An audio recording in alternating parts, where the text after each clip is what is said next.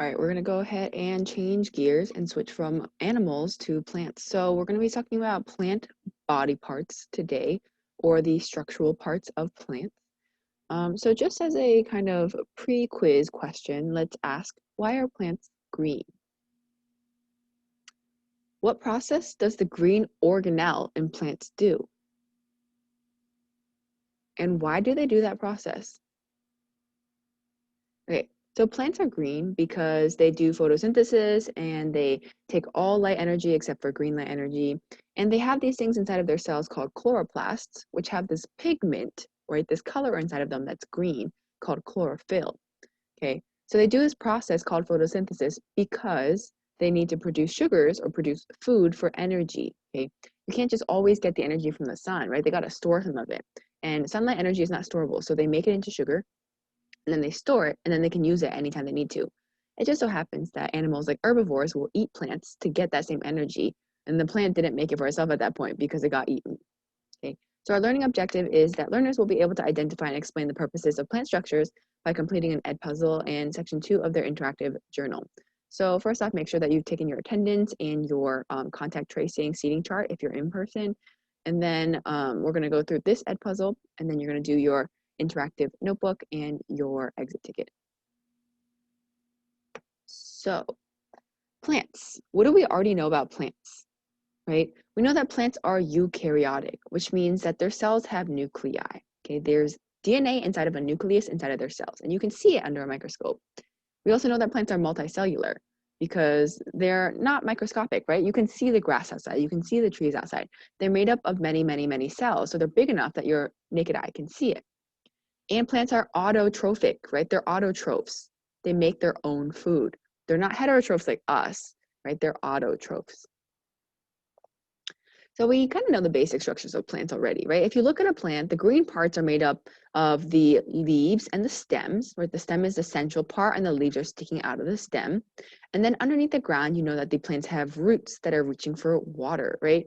Most plants have a primary central root, and then there's little branches off that just increases the area that they can pull water from. But again, the green parts above are usually the leaves.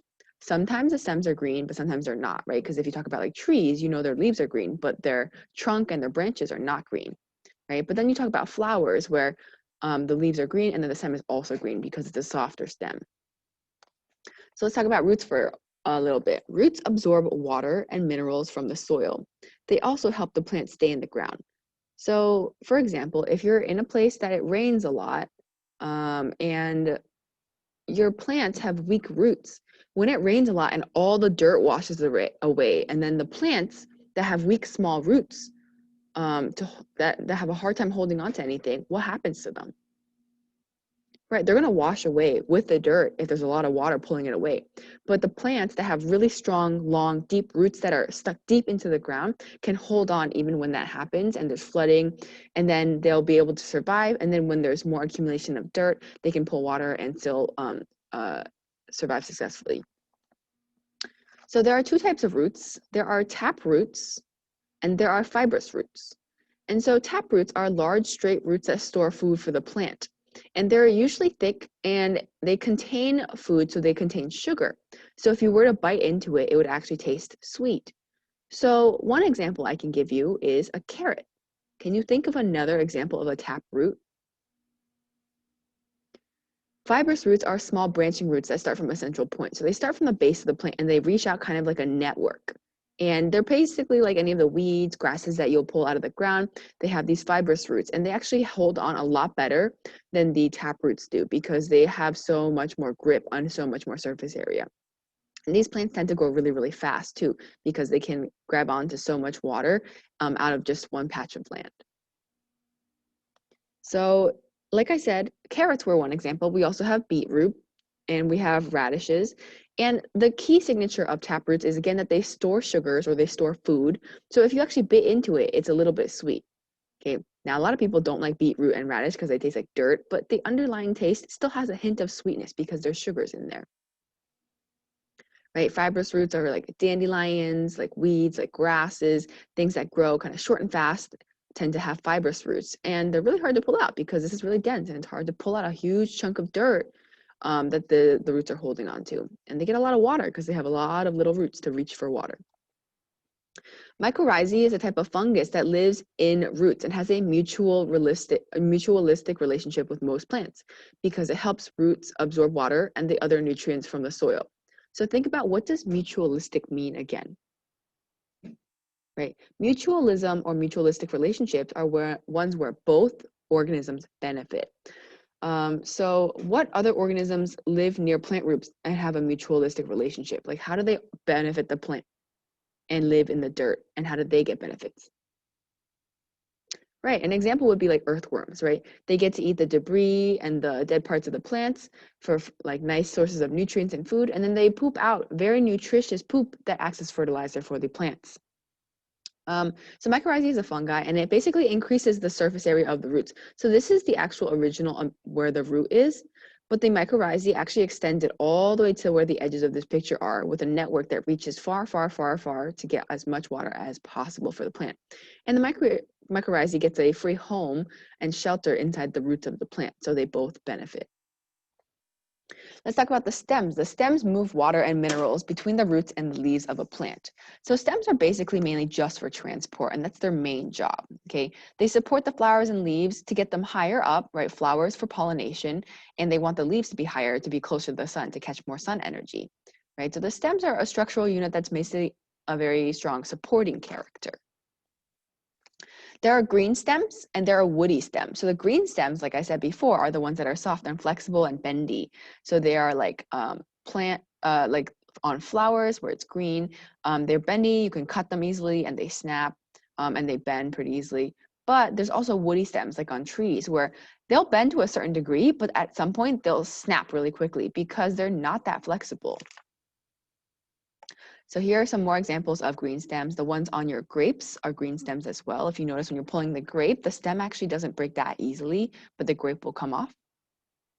And then woody stems tend to have an outside layer that's even more dry than the inside, and they break instead of bending. So let's talk about what's inside of the stems now. There are two kinds of transport tissues inside of the stem. The first one starts with an X, and it's actually pronounced like xylem. So it starts with a Z sound.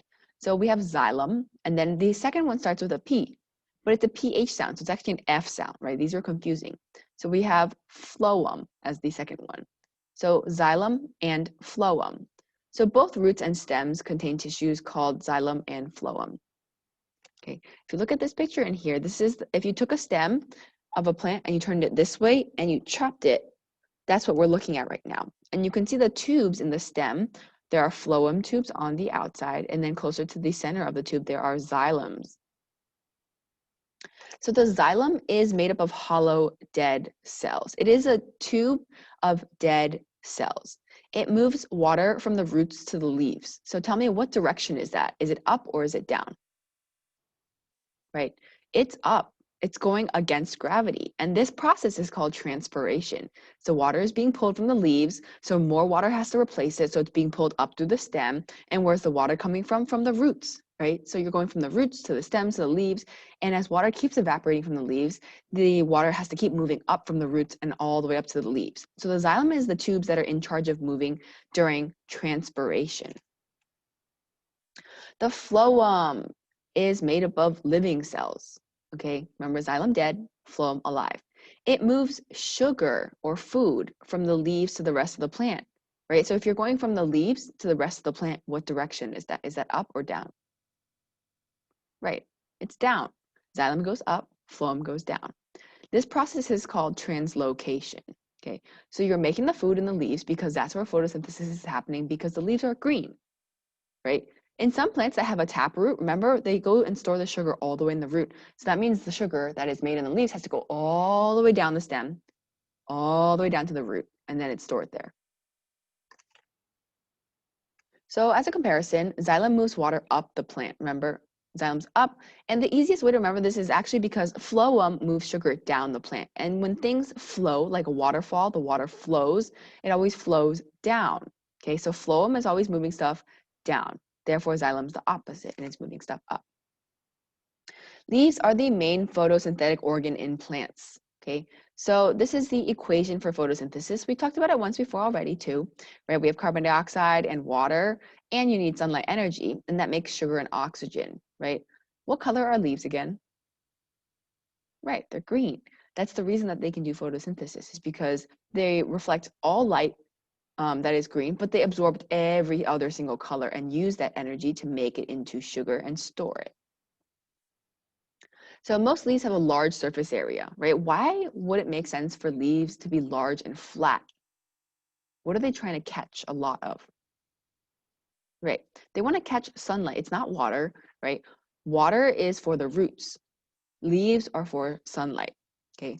Structures that capture energy from sunlight are called chloroplasts. So they're the parts inside of the leaf cells that are green. Okay.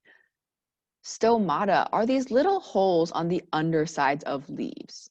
Okay, they are designed to allow gas exchange to occur. Carbon dioxide comes in, oxygen goes out. Okay, we talked about how in photosynthesis, right, if you look at the equation, carbon dioxide has to come in and then oxygen has to leave. Well, you can't have gases coming in and leaving if there's no pores, right?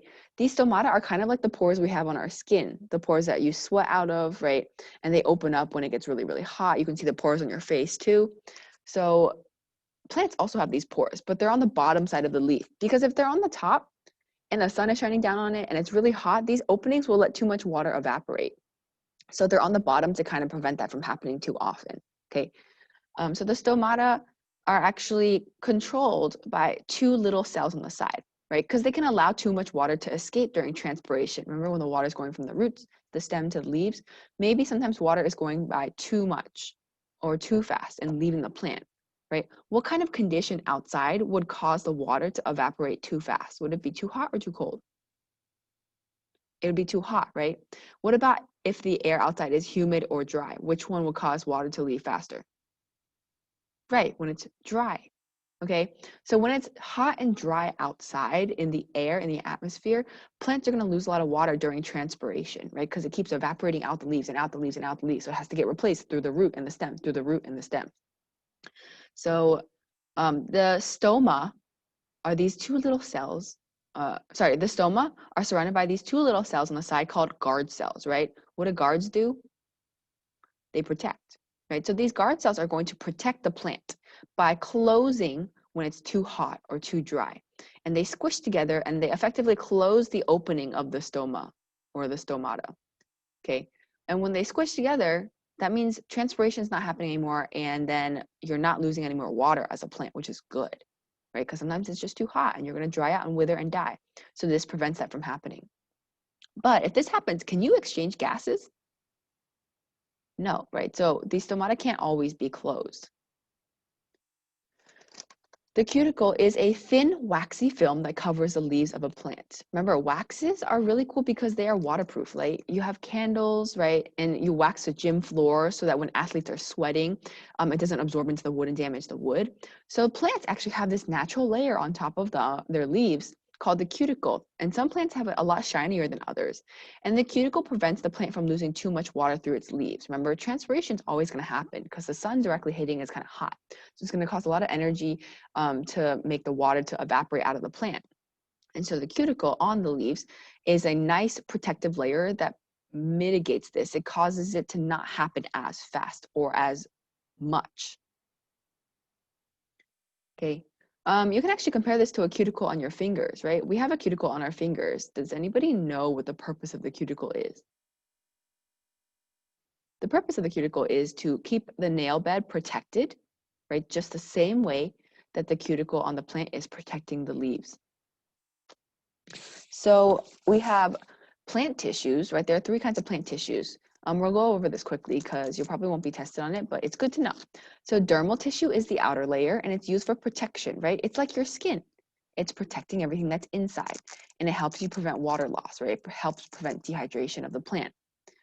Ground tissue is the middle layer. So the middle layer is the storage, photosynthesis happens there, and regeneration happens there with growth.